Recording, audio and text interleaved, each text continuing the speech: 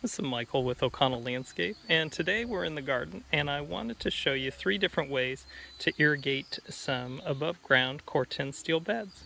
So these nice beds, which are currently planted with Little Jim lettuce, are from Nice Planter, and you can find them online, but they make some nice high quality corten steel planting beds that basically last forever. And these, while not cheap, give you a good foundation to do a nice raised vegetable garden.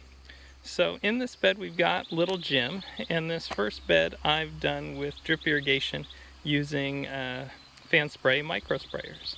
So we can see we've got the 5/8 inch drip tubing that's running around the perimeter of the bed, and then we've tied in 1/4 inch spaghetti tubing to each one of these micro sprayers. Now, one of the big advantages of micro sprays is that you can see them watering, and they're high output, so they put out quite a bit of water in a short period of time. The other thing is you can also easily turn those on and off. So let's say I didn't need any more water at this part of the bed, I could just dial that down and shut those off. Now, one of the challenges with a micro spray as opposed to some other different ways of irrigating beds is one is the overspray, just like a sprinkler. Those are going to have a tendency to kind of spray all over the place.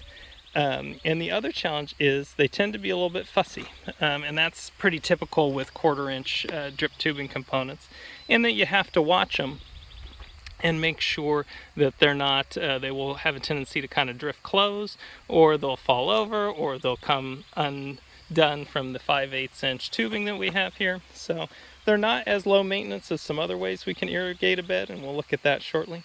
But they do cover well, and they are flexible for giving irrigation. You can see the spinach and the Little Jim that we got growing in this bed are doing just great. Now here's a new bed of Little Jim that I just installed.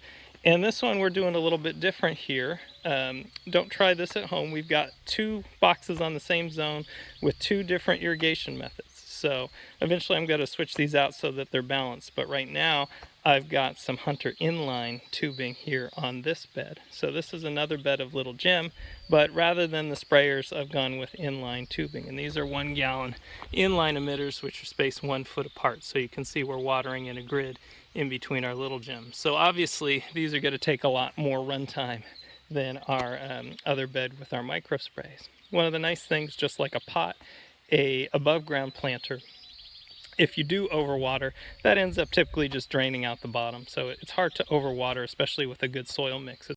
Now let's look at a third way that we could irrigate. So far we've looked at micro sprays, we've looked at inline emitter tubing, and that inline emitter tubing could be either this full-size 1/2 inch tubing, or that could be the smaller 1/4. In this case, this site has well water, so I opted for a little bit larger tubing that has less of a tendency to plug up or calcify over time.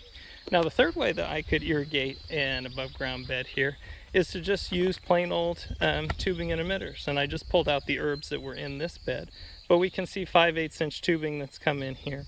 And then I've just got either 1 or 2 gallon pressure compensating emitters that were previously installed at, you know, my basil and my cilantro, my different things that were in here. So this bed I'm going to till up, put some fresh vermiculite and perlite in, and then plant fresh here.